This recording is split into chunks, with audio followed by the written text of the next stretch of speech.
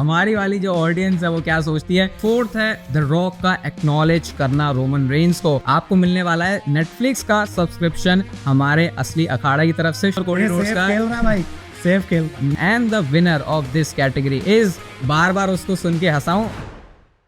तो आज ये पॉडकास्ट इस साल का आखिरी एपिसोड, और मैं आपको ये कहना चाहूंगा कि इसकी वाइब बहुत ज़्यादा अलग होने वाली। बस एंड तक आप इसे देखो, डेफिनेटली पूरा आप लोग एंजॉय करने वाले। ये भी आपको बता देता हूँ कि ये एक ऐसा एपिसोड है जिसको एंड तक देख के आपको ऐसा लगेगा भाई आपने तो पूरी 2024 की WWE देख ली है।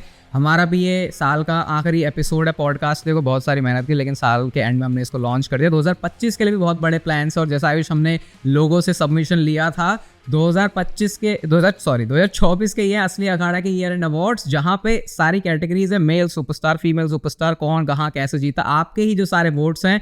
और ये भी सबसे अलग बात है कि हमारी इंडियन ऑडियंस की है, तो जैसा आप सारे लोगों के अवार्ड्स देख रहे हो वैसे ही कुछ होंगे नहीं, हमारे भी कुछ अलग ओपिनियन है। तो थोड़ी सी हीटेड चीजें भी आपको इसमें दिख सकती है, कुछ शॉकिंग भी हैं कि मतलब जो लोगों ने वोट्स दिए। तो शॉकिंग बहुत कुछ है भाई, अभी तुम रुको। मे भी इस एपिसोड के एंड तक कुछ आपको जो कलेश है वो भी दिख जाए। और साथ में इस एपिसोड में हमारा फर्स्ट एवर IWF का जो स्क्वाड का मेंबर है वो भी हम लोग अनाउंस करने वाले हैं, क्राउन करने वाले हैं। ज्यादा टाइम वेस्ट नहीं करते, सबसे पहली अपनी अवार्ड कैटेगरी की तरफ हम लोग चलते हैं, जो कि है best crowd movement of the year. और इसकी जो नॉमिनीज है वो है number first camera shakes during AJ styles entrance, दूसरा जे उसो की बैकलैश वाली एंट्रेंस, तीसरा अंडरटेकर का रिटर्न जो कि हुआ था रेसलमेनिया में, चौथा रोमन रेंस का समर स्लैम रिटर्न वाला रिएक्शन, पांचवा क्राउड ने बू किया Kofi Kingston and Xavier Woods को, छठे नंबर पे कोडिडोर्स वाले जो चैंट्स हैं क्लैश एट द कैसल के। और इस अवार्ड की हमारी जो फाइनल नॉमिनी है वो है क्राउड ने जब रैंडी ओटन का थीम सॉन्ग गाया था बैश इन बर्लिन में, जो कि उनकी बहुत टाइम से डिमांड थी।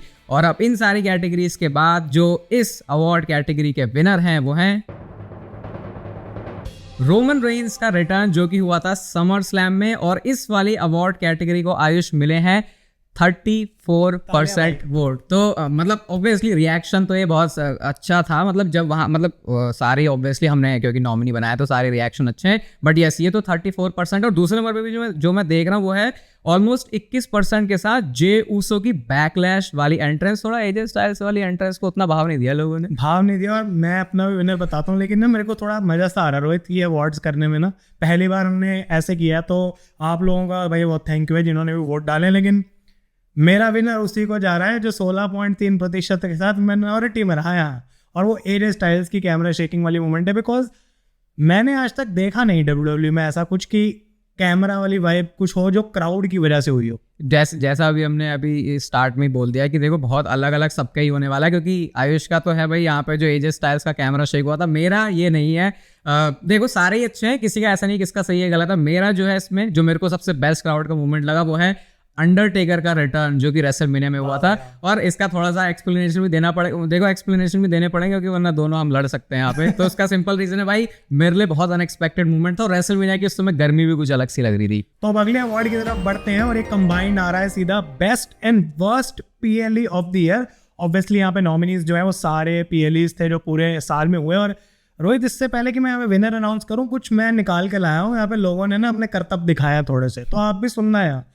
4% लोगों के अकॉर्डिंग रेसलमेनिया 42 का नाइट 2 वाला जो शो था is the worst PLE of the year. ठीक है, अब आप सुनते जाओ।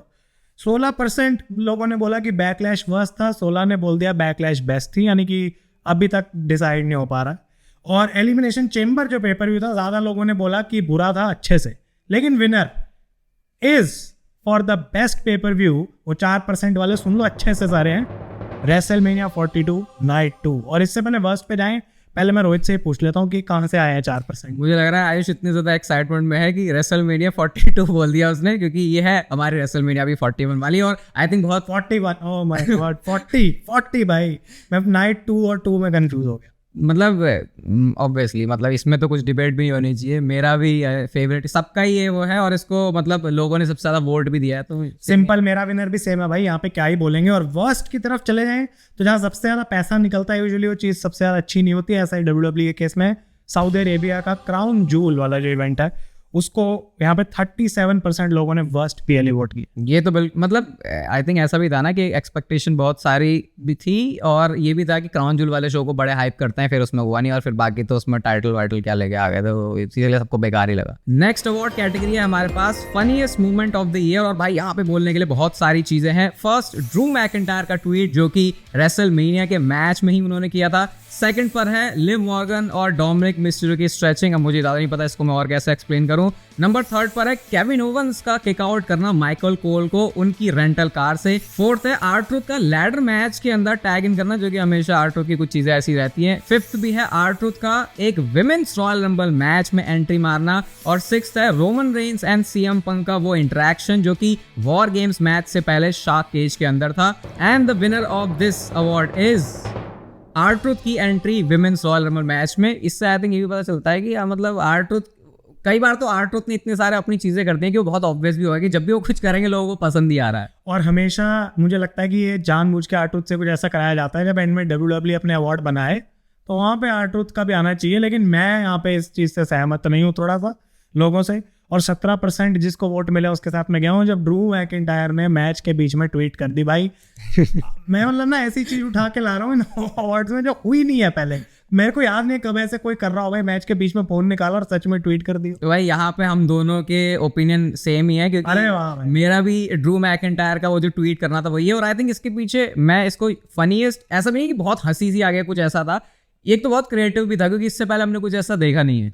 और लोगों को ये भी बता दें कि हमें एक दूसरे के विनर नहीं पता है। हाँ, ये हम अभी इसी स्पॉट पे कर रहे हैं ताकि अभी मुझे लग रहा है आगे भी कुछ चीजें होंगी तो मे भी लोगों के ओपिनियन भी कुछ अलग है, हम दोनों के भी कुछ अलग है। असली अखाड़ा पॉडकास्ट के लॉन्च के टाइम से हम आपको IWF स्क्वाड के बारे में बता रहे हैं, और ये टाइम आ गया है हमारा फर्स्ट एवर इसका विनर क्राउन करने का। और जैसे कि मैंने आपको बोला था भाई, यहाँ पे लक आप बोलते हो मैं लकी नहीं हूँ या फिर मैं तो कभी सिलेक्ट नहीं होता। हमने जो सबमिशन के लिए फॉर्म डाले थे उसमें कम लोग गैस कर पाए थे, और जो कॉम्पिटिशन था वो भी बहुत सही था, लेकिन जो हमने लेटर दिए थे वो थे HTSE, जिससे नाम बनता है सेथ का। और हमने बताया था कि उस चीज से रिलेटेड क्या है सबसे बड़ी रेसलमेनिया की मूवमेंट, जो कि था obviously highest of the century. और यहाँ पे जो हमारे विनर है वो है श्रीधर शर्मा। भाई आपके इंस्टाग्राम पे आपको कांटेक्ट किया जा चुका है। अब आप किस चीजों के लिए एलिजिबल होते हैं भाई, जैसा मैंने बोला था आपका नेम हर एक पॉडकास्ट में फीचर होने वाला है, आपको मिलने वाली है WWE की गुडीज गारंटी। WWE नेटफ्लिक्स पे है, सोनी पे, कहीं पे भी आपको मिलने वाला है नेटफ्लिक्स का सब्सक्रिप्शन हमारे असली अखाड़ा की तरफ से। शॉर्टलिस्ट आप हो चुके हो फ्यूचर में और भी आने वाली पॉसिबिलिटीज के लिए। और आयुष, शायद हम सब कुछ यहाँ पे बता भी नहीं सकते, कुछ बंदे को पर्सनली भी बता दें। बहुत कुछ ऐसी चीजें हैं जो कि अभी आपको आने वाले एपिसोड्स में सीधा IWF स्क्वाड के मेंबर से ही देखने को मिलेगी। तो मुझे लगता है कि धीरे धीरे इसको अपना टाइम देते हैं, इसको लेयर को उतरने देते हैं। लेकिन कॉन्ग्रेचुलेशंस टू श्रीधर भाई, बहुत बंदों को मार के आगे निकला। कंपटीशन हार्ड था, और अभी IWF स्क्वाड के और भी मेंबर्स आने, एक नहीं है पूरी लंबी लिस्ट होने वाली है। तो आगे वीडियोस के लिए भी स्टे ट्यून्ड है ना, वहां पे भी अपॉर्चुनिटीज है। तो अब अपने फोर्थ अवार्ड की तरफ बढ़ते हैं, which is the best dish of the year. मतलब किसकी बेइज्जती रोहित सबसे ज्यादा हुई। Let's look at the nominees. Rock Cody Rhodes को आके बोलते हैं कि भाई तू 20 साल छोटा है अपने भाई बहनों से, क्योंकि तू एक मिस्टेक था। रॉक की पूरी कॉन्सर्ट कोडी रोड्स पे। रोमन रेंस का I work 10 times less than you but I make 10 times more than you. Coffee Kingston की सो व्हाट वाली लाइन बिगी के लिए। ड्रू मैकिंटायर का iconic burger after burger. Street trash बुलाना यहाँ पे गुंथर को, डेमन प्रीस्ट को, और गुंथर के तो बथेरे हैं भाई यहाँ पे। Better father than a wrestler बोला गोल्डबर्ग को। ब्रेट हार्ट को अपना सेकंड फेवरेट रेसलर बोला, और सेथ रॉलिंस को CM पंक बोलते हैं you are not the man in your family. Drew McIntyre आते हैं, CM पंक को बोला have you started drinking yet. और उसके बाद यहाँ पे उन्होंने एक और लाइन बोली थी, you never do drugs but you are always still in rehab. और एक और ड्रू मैकिंटायर की line, I prayed for it and it happened. और यहाँ पे आ रहा स्वाद बहुत ज्यादा रोहित। मैं इतने सारे अच्छे ऑप्शंस के बाद रिवील करना चाहता हूँ इस अवार्ड के विनर को, और वो है रॉक कॉन्सर्ट अगेंस्ट कोडी रोड, जिसको ऑलमोस्ट यहाँ पे भाई 27% विजेता है यहाँ पे। वो सेगमेंट की मतलब मेरे भी पहले बताया था, स्पॉइलर, मेरा ये विनर नहीं है, बट हाँ मैं क्या लिस्ट है यार नॉमिनीज की। इसमें तो मतलब सारा ऐसा, ड्रू और गुंथर का तो इसमें एक तरफा ही सिक्का चल रहा है। और मेरा भी जो पिक आएगा यहाँ से वो ड्रू मैकिंटायर के लिए, ये मेरा पर्सनल फेवरेट है। मुझे नहीं पता बहुत सारे लोगों को लगेगा नहीं, लेकिन जब मैंने ड्रू मैकिंटायर को वो लाइन बोलते हुए सुना था, हैव यू स्टार्टेड ड्रिंकिंग, वो मुझे इतना फनी लगा क्योंकि वो प्रोमो के बीच में अचानक से उन्होंने बोला, मैं बार बार उसको सुन के हंसा हूं। एक सेकंड के लिए सोचा था क्या CM पंक ने शुरू तो नहीं कर दिया है। क्योंकि ड्रू मैकिंटायर बात बात ही ऐसी लेके आया था, लेकिन जितने हम हमारे डिफरेंसेस रहते हैं ओपिनियन, मुझे लगता है लिस्ट बहुत लंबी है, उसका कुछ तो अलग है। अलग ही है भाई यहाँ पे। और कुछ लोग यहाँ पे, अब अच्छा लग रहा है मुझे, लोग सोचेंगे नहीं मैं चुनूंगा, लेकिन मैंने चुना है यहाँ पे जिसको 21% मिले हैं। रॉक ने कोडी रोड्स को बोला तू 20 साल छोटा है बिकॉज तू एक गलती था। भाई ठीक है, हो भी सकता है। उस वाले प्रोमो की आई थिंक मुझे लगता है डिलीवरी बहुत अच्छी थी। Next award category is best promo of the year, और यहाँ पे जो नॉमिनीज है वो है CM Punk and Drew McIntyre का प्रोमो जो कि हुआ था inside hello in a cell before hello in a cell match. Second है Roman Reigns and Cody Rhodes का सिनेमैटिक प्रोमो जो कि हमने जॉर्जिया टेक फील्ड में देखा था। थर्ड रेसलमेनिया 40 का किक ऑफ, पूरा प्रेस कॉन्फ्रेंस वाला इवेंट जहां से तो भैया कितने सारे मूवमेंट्स आए हैं। एंड फोर्थ है द रॉक का एक्नॉलेज करना रोमन रेंस को। और इस वाली अवार्ड कैटेगरी के विनर हैं, आई थिंक बहुत ऑब्वियस था, रेसलमेनिया 40 का किक ऑफ प्रेस कॉन्फ्रेंस वाला इवेंट जिसको 38% लोगों ने वोट दिया है। और अगर हम अपने सारे वो भी देखे हैं जो हमने सबमिशन देखे हैं, ये एक मेजॉरिटी नंबर है जो हमने जो देखा कि हाँ भाई इसका मतलब ज्यादा लोगों को यही पसंद आया। मतलब बाकी जो प्रोमोज हैं वो बुरे कुछ नहीं है, प्रोमोज हमेशा अच्छे रहते हैं, लेकिन मेरा विनर यहाँ पे मैच हो गया भाई फाइनली। लोग और मेरी और तुम्हारी भी मिल रही है अब थोड़ी थोड़ी। यहाँ तो मैं भी इसी के साथ जाना चाहूंगा। क्या सेम है आप तीनों? नहीं, मेरा यहाँ पे कोई अलग चीज है। मेरा है Roman Reigns and Cody Rhodes का वो जो सिनेमैटिक प्रोमो हुआ था जॉर्जिया टेक फील्ड में। मैं ये नहीं कहना चाह रहा कि ये रेसलमेनिया 40 वाला अच्छा नहीं था, बट वो मुझे काइंड ऑफ एक्सपेक्टेड था। तो अपना भी एक पर्सनल जो पिक होती है उस हिसाब से मैं इस जॉर्जिया टेक वाले को करूंगा, और मेरे ख्याल से वहां से एक स्टैंडर्ड भी सेट हुआ है। स्मैकडाउन के हिसाब से बहुत जबरदस्त चीज थी। तो अब अगले अवार्ड की बात करते हैं जो कि है the most disappointing moment of the year and the nominees are. सबसे पहले कि ऑस्टिन थ्योरी और ग्रेसन वॉलर का कभी ब्रेकअप ही नहीं देखने को मिला। चैड गेबल और ओटिस की स्टोरी लाइन WWE ने ढंग से आगे नहीं बढ़ाई। ऊसो वर्सेस ऊसो क्या ये फ्लॉप था रेसलमेनिया में। उसके बाद क्राउन जूल चैंपियनशिप और रैंडी ऑर्टन की बुकिंग, और ये बहुत क्लोज था रोहित, बिकॉज कुछ भी हो सकता था यहाँ पे, लेकिन द विनर इज, और मुझे एक्चुअली में शौक लग रहा है, is Uso versus Uso eight WrestleMania. 27% लोगों ने इसको विनर दिया। और मैं भी अगर अपना देखो, रैंडी ऑर्टन की बुकिंग से मैं डिसअपॉइंटेड हूँ, लेकिन यहाँ मुझे लग रहा है कुछ ग्लिच भी हुआ है क्योंकि वोट्स में कुछ तो पंगा था। रैंडी ऑर्टन का भी जो परसेंटेज है वो कुछ ज्यादा पीछे नहीं है, लेकिन ज्यादातर लोगों ने जे और जिमी को पिक किया है। भले ही रैंडी ऑर्टन का बिग टाइम फैन, लेकिन मैं शायद जे और जिमी ऊसो का मैच ही आप शायद मैं वही पिक कर रहा हूँ, क्योंकि मेरे को ऐसा लगा था ये once in a lifetime वाला मैच है, जब भी कभी होगा तो कुछ होगा, लेकिन वैसा डिलीवर नहीं हुआ। तो यहाँ भाई मैं आपके साथ जो लोगों ने किया उसी के साथ मैं भी जा। देखो मेरे को ऐसा लग रहा है कि मैंने गलत विनर चुन लिया है, बट अब मैं चेंज नहीं करूंगा लास्ट मोमेंट में, बिकॉज ये डिसअपॉइंटमेंट पहले से ही मुझे पता थी होगी, लेकिन जब हुई ना तो और बुरा लगा। और ये था क्राउन जूल चैंपियनशिप। इसको 18% लोग मेरे साथ हैं, लेकिन ये चैंपियनशिप जब से दिखाई गई, हर हफ्ता दिखाई गई, मूड ऑफ हुआ। जब ये चैंपियन जीते तब भी मूड ऑफ हुआ, तो कोई अच्छी याद नहीं जुड़ी। और अब उस चैंपियनशिप को याद भी मत रखना। अगली अवार्ड कैटेगरी है हमारे पास most memorable movement of the year, और जहां पर नॉमिनीज हैं number first WrestleMania 40 end game वाली एंडिंग। सेकंड सीएम पंक का स्पॉइल करना ड्रू मैकिंटायर का कैश इन। नंबर थर्ड पर है रॉक का रिटर्न जो कि हमने बैड ब्लड में देखा था, ऑब्वियसली बहुत शॉकिंग था।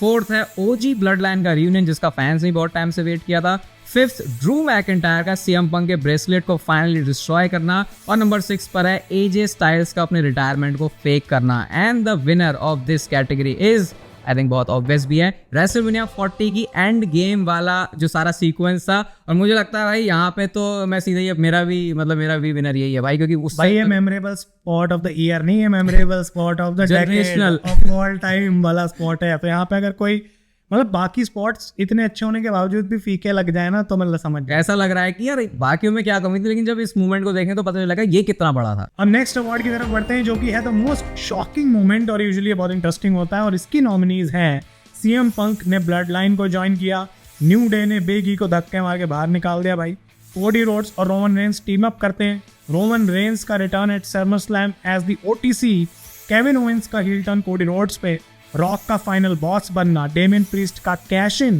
ड्रू मैकिंटायर जिस तरीके से हर एक क्लैश एट द कैसल में, जॉन सीना का money in the bank return, और Solo Sikoa turning on Paul Heyman. लेकिन रोहित मुझे लगता है कि यहाँ पे कुछ भी हो सकता है क्योंकि ये सारी मोमेंट शॉकिंग थी, but the winner of the most shocking moment is CM Punk joining the OG blood line. मैं भी यहाँ पे पूरी लिस्ट देख रहा हूँ तो मेरे को भी ये स्टैट के हिसाब से 20%, ये भी बहुत क्लोज था और मुझे अच्छा भी लगा कि न्यू डे वाला जो सेगमेंट है उसको भी लोगों ने इसको काफ़ी रेट किया। 24% सीएम पंक है तो 20% ये भी मेरे को इक्वल लगता है। और मैं भी भाई इस बार आप लोगों के साथ ही जा रहा हूँ। मेरा भी जो most shocking movement of the year है वो सीएम पंक का ब्लड लाइन ज्वाइन करना है इस वजह से, क्योंकि मेरे लिए वो बहुत अनएक्सपेक्टेड था। और मैं यहाँ पे फिर से अलग जा रहा हूँ भाई, मेरी अलग गाड़ी चल रही है आज, क्योंकि मैंने, और मैं समझा सकता हूँ इसको थोड़ा, मुझे को टाइम दो। 20% इसको भी वोट मिले, ऐसी बात नहीं है।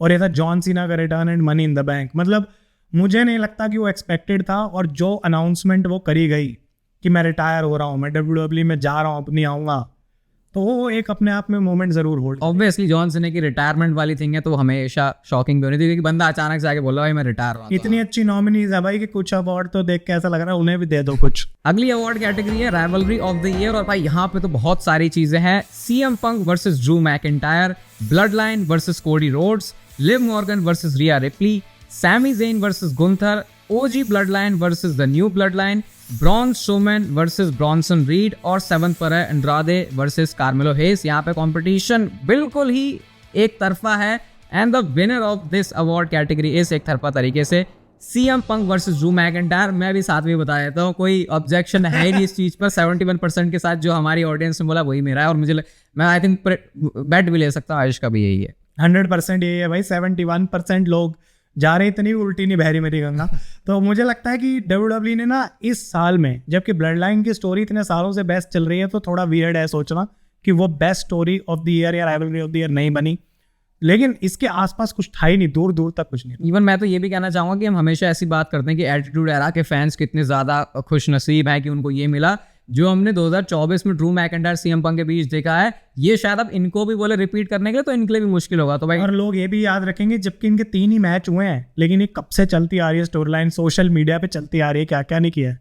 अगला अवार्ड काफी इंटरेस्टिंग है, ये है मैच ऑफ द ईयर। बहुत सारे नॉमिनीज हैं। Roman Reigns versus Cody Rhodes, WrestleMania 40, Drew McIntyre and CM Punk bad blood, WrestleMania night 1 का bloodline rules main event, OG bloodline new bloodline at Survivor Series, Gunther versus Randy Orton King of the Ring में, Damian Priest versus Drew McIntyre clash at the castle जहां CM Punk referee भी थे, Cody Rhodes and AJ Styles at Backlash, Sammy Zayn Gunther eight WrestleMania, और final nominee है Sami Zayn और Chad Gable का match Monday night raw अप्रैल 15 को जो specifically हुआ था। और हमने इतनी सारी बातें कर ली बेस्ट राइवलरीज की, लेकिन बेस्ट राइवलरी से बेस्ट मैच नहीं निकल के आया, because the winner of this award is Roman Reigns versus Cody Rhodes WrestleMania 40 night to 47%। Rohit, अभी मैं जैसा यहाँ पे देख रहा हूँ, जो ड्रू मैकिंटायर और ये सीएम पंक वाला हुआ, इसको भी लोगों ने काफी 36% दिया है। बट यहाँ पे मैं तो फिलहाल यार आयुष लोगों के साथ ही जाना चाहूंगा। मेरे लिए जो बेस्ट मैच है वो रोमन रेंस और कोडी रोड्स का। खेल रहा भाई, सेफ खेल रहा। मैं सेफ कुछ नहीं भाई, अभी इस एपिसोड के एंड तक निकालना जरा किसने लोगों के साथ वाले दिए, किसने अगेंस्ट वाले दिए, जो भी है अपने अपने ओपिनियन है। लेकिन मेरे लिए ये मैच, इसलिए रोमन और कोडी का मैच अच्छा नहीं था, उस मैच के एलिमेंट की वजह से मेरे लिए ये मैच ऑफ द ईयर है। बाकी ऑब्वियसली, और हमारी हमेशा अगर आप पॉडकास्ट सुनते हो तो मैच की रेटिंग में थोड़ी अनबन रहती है, तो ये मैच वाला अवार्ड है तो हम सेम मुश्किल से होंगे। मेरा जो best match of the year था वो Drew McIntyre CM Punk bad blood Hell in a Cell. I don't think कोई भी आके मेरे को बोल सकता है कि ये क्यों चुन लिया तुमने, तो ज्यादा एक्सप्लेनेशन दूं मैं यहाँ? इवन यहाँ पे परसेंटेज भी बता रही है कि मतलब 47-36 है, और ये रेसलमेनिया के मैच से कंपैरिजन हो रहा है, तो भाई फेयर है। नेक्स्ट अवार्ड कैटेगरी है overrated superstar of the year, और यहाँ पे नॉमिनीज बहुत इंटरेस्टिंग है। Solo Sikoa, Gunther, Cody Rhodes, Tonga Loa, Liv Morgan, Nia Jax and Logan Paul, and the winner of this award category is Cody Rhodes. ये मैंने जब Ayush result देखा मैं बहुत ज़्यादा शौक हुआ, हैरान हुआ कि मतलब हमारी वाली जो ऑडियंस है वो क्या सोचती है। कोडी रोड्स है हमारी जनता के हिसाब से most overrated superstar of the year, और मतलब मैंने भी कोडी रोड्स को डाला नहीं है, लेकिन मैं पहले जानना चाहूँगा कि ये मुश्किल था। ये मुश्किल है क्योंकि अगर आप नॉमिनीज देखोगे तो नजर दोनों चैंपियंस की तरफ थोड़ी थोड़ी जा रही थी, गुंथर की तरफ भी जा रही थी, और यहाँ पे 48% है कोडी रोड्स का, तो छोटा मोटा नहीं। आधे लोगों ने मुकाबला भाई, अपना कोडी का मुकाबला कहाँ है, एक तरफा है बंदा भाई, इतना बढ़िया परफॉर्म, गलत अवार्ड जीत दिया। बट मैं अपना विनर बताऊं तो मैं यहाँ पे एक्चुअली मैं बच रहा हूँ, मैं थोड़ा बच गया हूँ यहाँ, क्योंकि मैं चुन रहा हूँ लिव मॉर्गन को।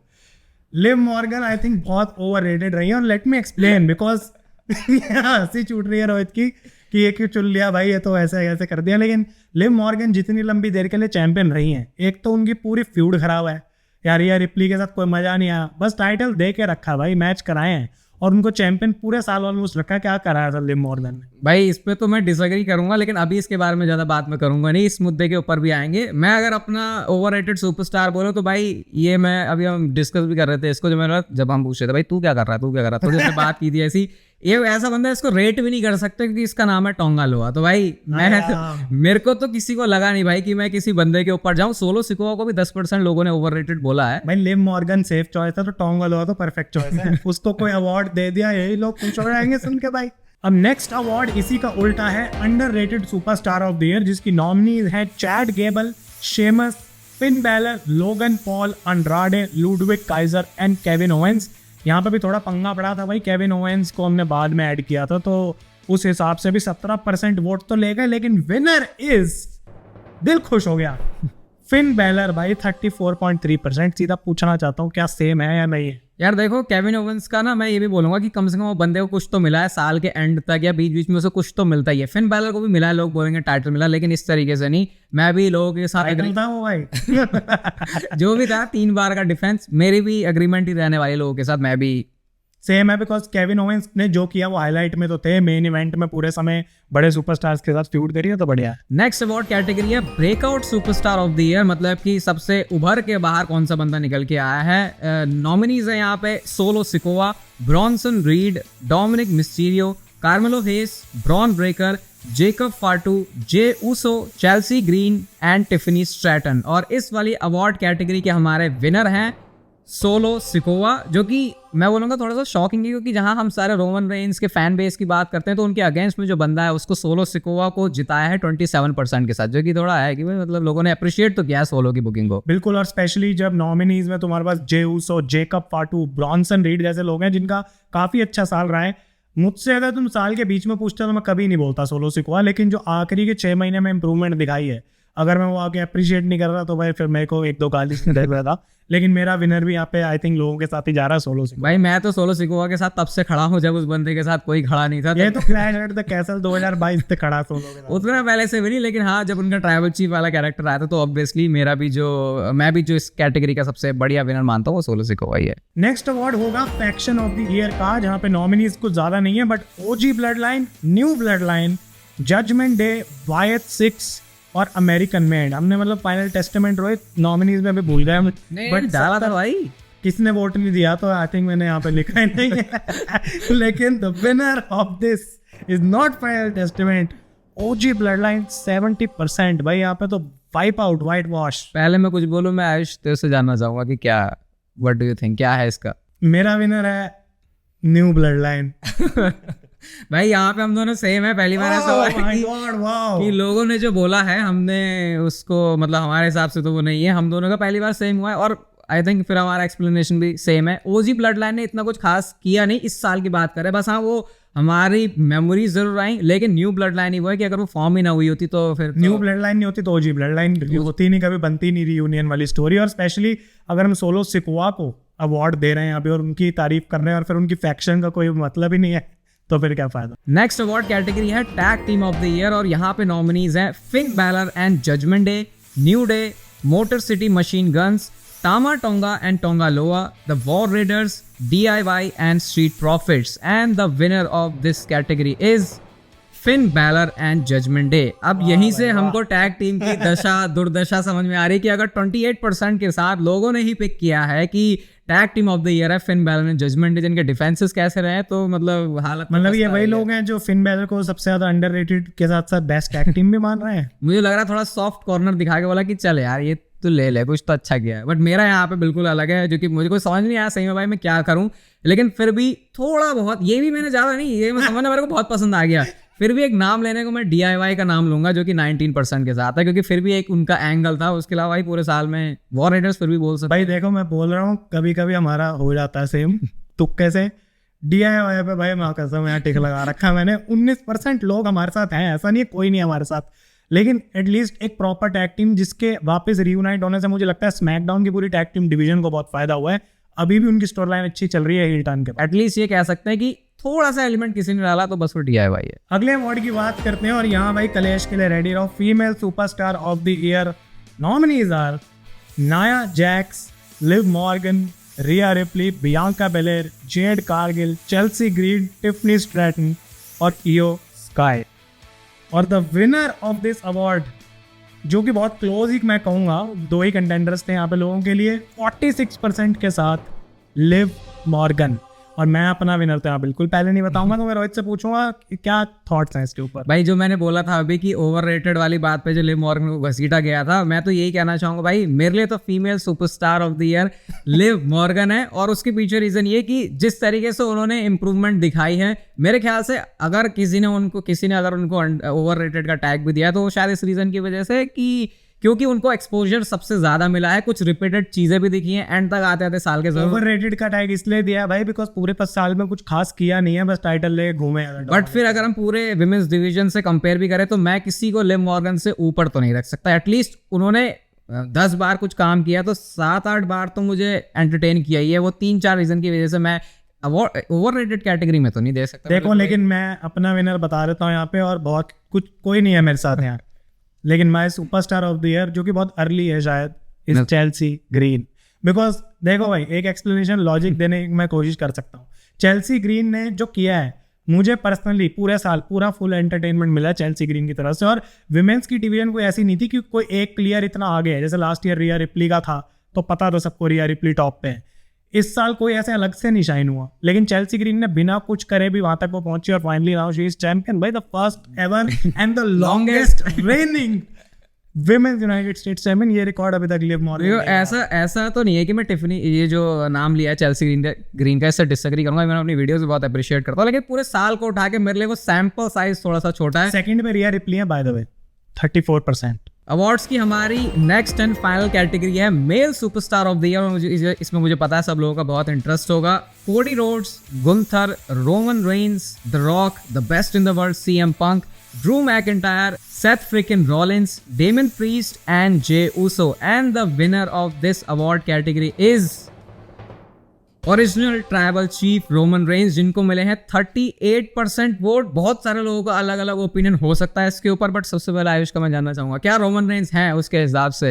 मेरे हिसाब से पूरे, देखो लोगों की पूरी रिस्पेक्ट है, आप सबसे पहले आते हो, लेकिन 2 अवार्ड जो गलत हुए हैं मतलब वोटिंग में टोटल, एक कोडी वाला जो ओवररेटेड है और दूसरा ये है। देखो भाई, मेरे को कोई प्रॉब्लम नहीं है, जिसको रोमन रेंस लगा रोमन से कोई प्रॉब्लम नहीं है, बट यार सुपरस्टार ऑफ द ईयर की रोहित मैं बात कर रहा हूँ, अपना विनर मैं नहीं बता रहा पहले।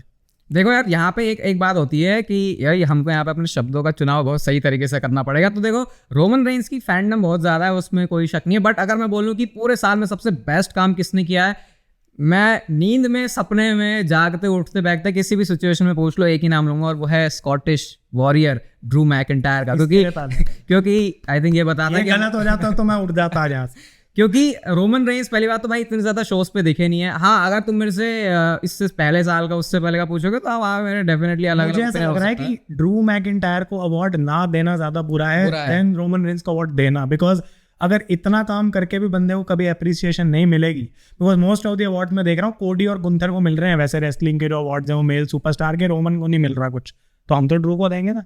तो भाई हमारा सिंपल सा इसके ऊपर मेरा तो यही सोचना है कि ड्रू मैकिंटायर मेरे को सबसे बड़ा, और 30% दिया। वैसे ऐसा नहीं है कि सारे लोग 38, मतलब 8% का फर्क है, 8% का फर्क है। इवन इनिशियली जब हमने चेक किया था तो भाई ड्रू मैकिंटायर आगे चल रहे थे, लेकिन रोमन रेंस की फौज आई फिर, और उसके बाद ड्रू। लेकिन एट द एंड है सब्जेक्टिव, और मैं तो सोच रहा हूँ भाई 2024 के अवार्ड इतने इंटरेस्टिंग है, अगले साल तो सीना, रॉक, क्या पता लेजनर भी वापस आ रहे हैं, तो सुपरस्टार ऑफ द ईयर। तो भाई हमारी ये बनने वाली है एनुअल थिंग, जिसको हम हर साल एंड में करेंगे। इस बार हमने इसको किया, अब आपके लिए हर साल ही ऐसे होने वाला है, और देखते हैं 2025 में, फिर 2024 के अवार्ड्स को भी देखते हैं, डिस्कस करेंगे। तब तक हमारी शायद मिलने लग जाए थोड़ी।